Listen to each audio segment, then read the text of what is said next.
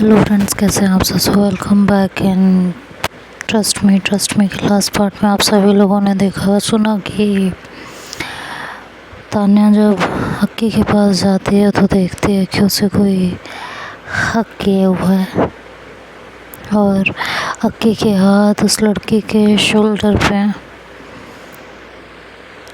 ये देख के वो आगे बढ़ती है और हक्की से पूछती है, तुम यहाँ इतनी देर लगा दी और ये कौन है। हक्की उसे देखती है तो थोड़ी सी परेशान होती है। वो लड़की पीछे हटती है और जैसे ही घूमती है हक्की के तान्या के पैरों तले ज़मीन खिसक जाती है। वो उसे देख के एकदम शॉक्ड हो जाती है, समझ ही नहीं पाती रिएक्शन क्या दे। ये रिएक्शन दे कि उसे फ़र्क नहीं पड़ा या टूट के रो ले, क्योंकि जिसे वो देख रही थी वो था तो उसका प्यार ही ना।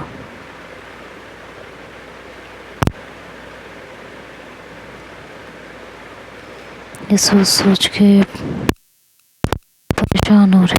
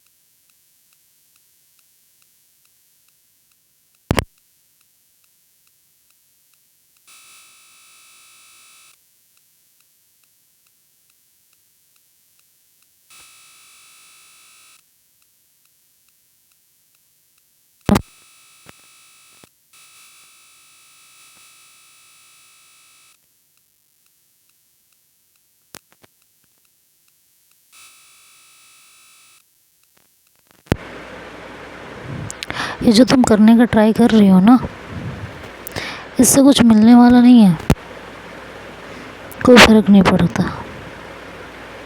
सही बता रही हूँ मैं तुम्हें। ये जो तुम करने का ट्राई कर रही हो, मुझे तो 1% फर्क नहीं पड़ता। सही बता रही हूँ।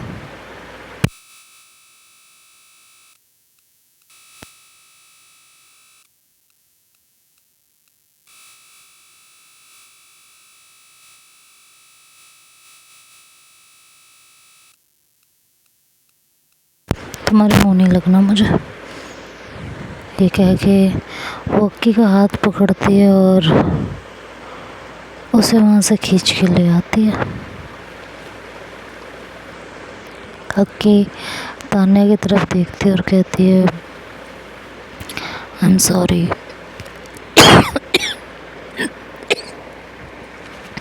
तो तान्या कहती है, तुम क्यों सॉरी बोल रही हो, तुम्हारी कोई गलती है?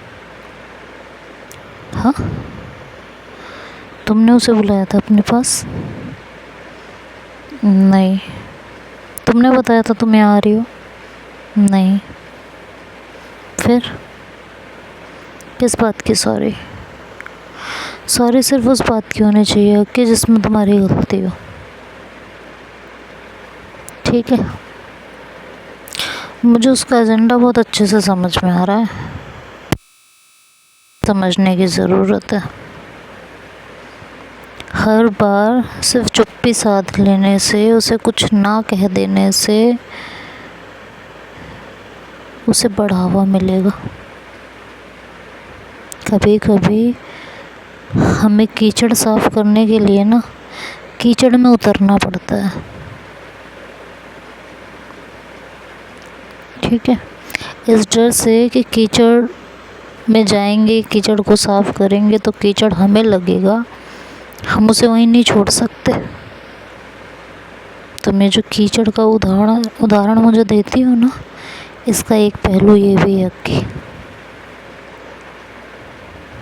किसी को अपनी ज़िंदगी से अगर हमेशा के लिए निकालना है ना, तो कभी कभी उसे जवाब देना भी आना चाहिए, खासकर तब जब वो तुम्हें परेशान करने पे आमादा हो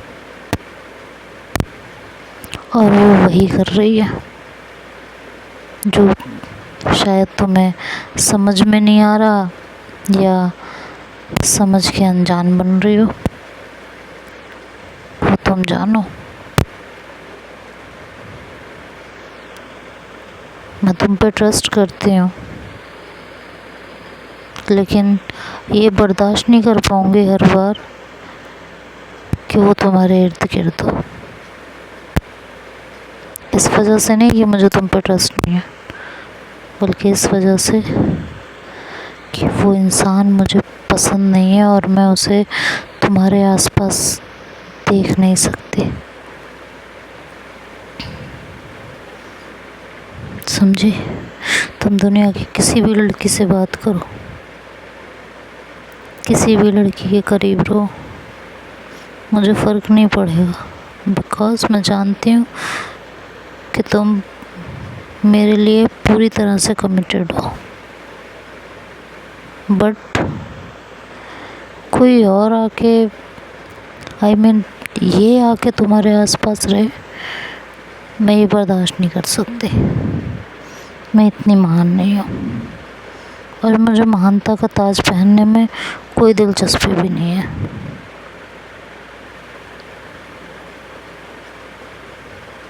लेकिन तुमसे सिर्फ इतना कहना चाहूँगी, कभी कभी जवाब देना बेहद ज़रूरी होता है।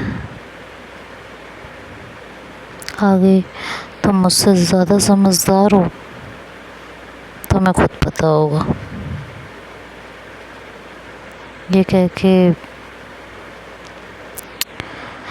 तान्या अक्की को लेके घर आ जाती है। पूरे रास्ते दोनों की कोई ज़्यादा खास बात नहीं होती, शांत ही रहते हैं।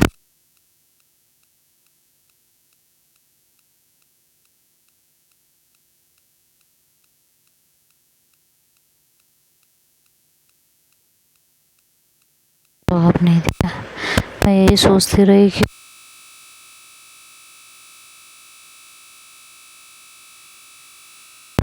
लेकिन आज समझ में आया कि कभी कभी जवाब देना ज़रूरी होता है, नहीं तो वो इस तरह ही हमें परेशान करती रहेगी।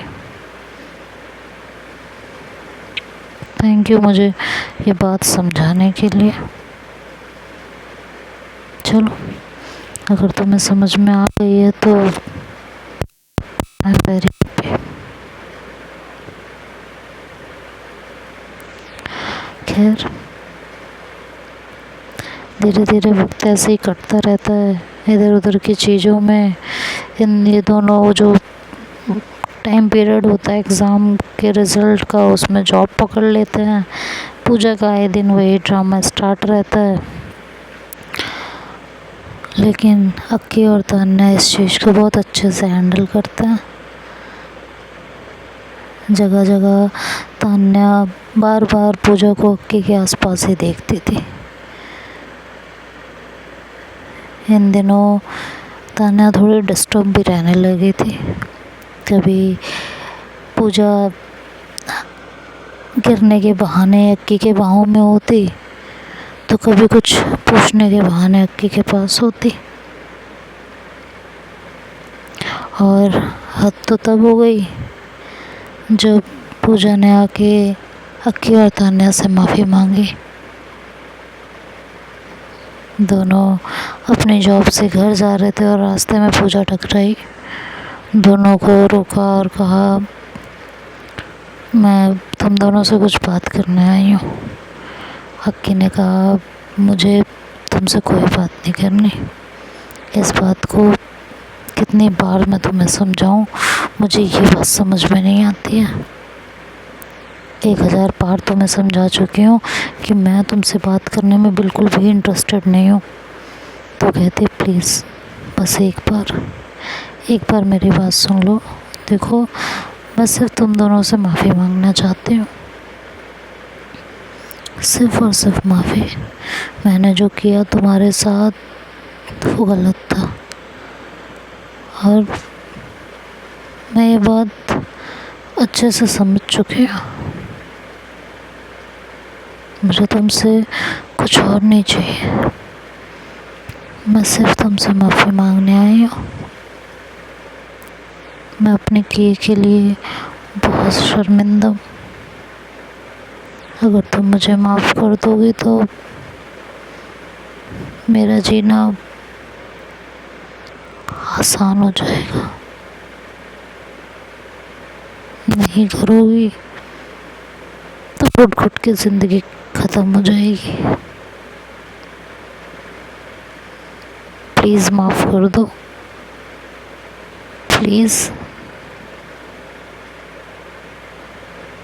तुमसे हाथ जोड़ के विनती करती हूँ, प्लीज़ सिर्फ एक बार मुझे माफ़ कर दो। हम दोनों बहुत अच्छे दोस्त बन सकते हैं, और मैं तुम्हें शिकायत का कभी कोई मौका नहीं दूंगी। तान्या, मैं कभी भी अक्की और तुम्हारे बीच आने की कोशिश नहीं करूँगी। I promise you. तान्या कहती है मैं तुम्हें ज़िंदगी में माफ़ नहीं कर सकती। तुमने जो अक्की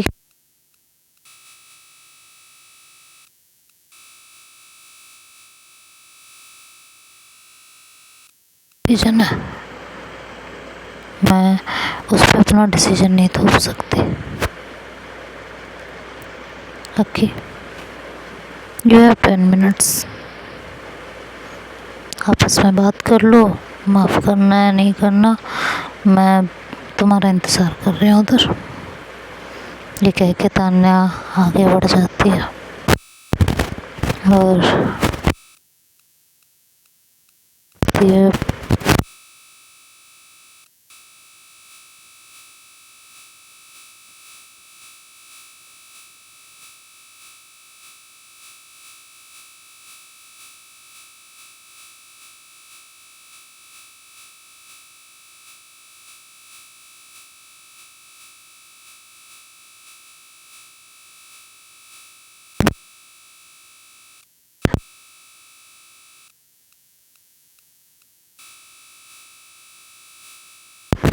उतना ही हम सब के लिए अच्छा है। और अगर तुम सच में सॉरी फील करती हो तो प्लीज़ मुझसे दूरी बना लो। तुम्हारी वजह से मैं तान्या और अपने रिलेशनशिप में कोई उतार चढ़ाव नहीं चाहती जो तुमने ऑलरेडी क्रिएट कर रखी है।